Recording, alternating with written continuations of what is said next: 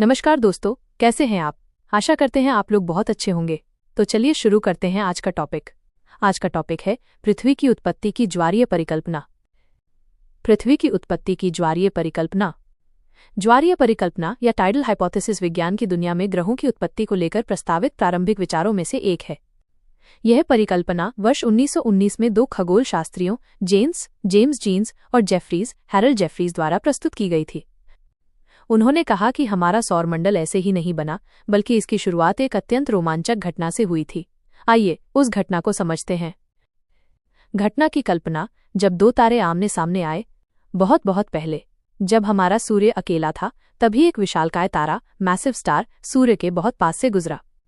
उस तारे का गुरुत्वाकर्षण बल इतना शक्तिशाली था कि उसने सूर्य के सतह से एक बड़ी मात्रा में गैस को खींच लिया, जैसे कोई चुंबक किसी धागे को खींचता हो। ये गैसें लंबी लंबी लहरों की तरह सूर्य से बाहर निकली, जिसे ज्वारीय लहरें, टाइडल बल्जेस कहा गया।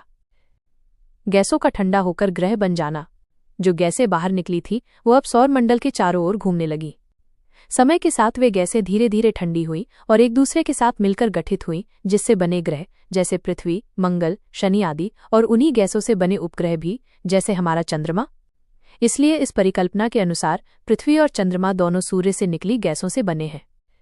मुख्य बिंदु जो याद रखने योग्य है, यह परिकल्पना बताती है कि सूर्य से एक दूसरा तारा गुजरा, उसके खिंचाव से गैसें बाहर निकली। वे गैसें ठंडी होकर ग्रहों और उपग्रहों में बदल गईं। पृथ्वी और चंद्रमा का निर्माण उसी प्रक्रिया से हुआ। क्या यह परिकल्पना आज भी मान्य है? अब बात करते हैं इस परिकल्पना की सीमाओं की। वैज्ञानिकों ने समय के साथ इसमें कई कमजोरियां पाई हैं, जैसे सूर्य से इतनी भारी मात्रा में गैस का निकलना संभव नहीं दिखता। गैसों का ठोस ग्रहों में बदलना आसान नहीं होता। यह परिकल्पना यह नहीं समझा पाती कि चंद्रमा की संरचना पृथ्वी जैसी क्यों है। इसलिए आज के वैज्ञानिक ज्यादातर महाठक्कर परिकल्पना, जायंट इम्पैक्ट थियरी को ज्यादा स्वीकार करते हैं, जिसमें एक विशाल वस्तु टकराई और उससे चंद्रमा बना। एक भावपूर्ण अंत सोचिए। जब हम आकाश में चांद को निहारते हैं या पृथ्वी के नीले विस्तार को देखते हैं, तो क्या हमें कभी लगता है कि हमारे होने की शुरुआत किसी तारे के गुजरने से हुई होगी? यह परिकल्पना भले ही अब वैज्ञानिक रूप से सीमित मानी जाती है, लेकिन ये आज भी एक सुंदर उदाहरण है कि मानव मन ने कल्पना की उड़ान भरकर ब्रह्मांड के रहस्यों को समझने की कोशिश की।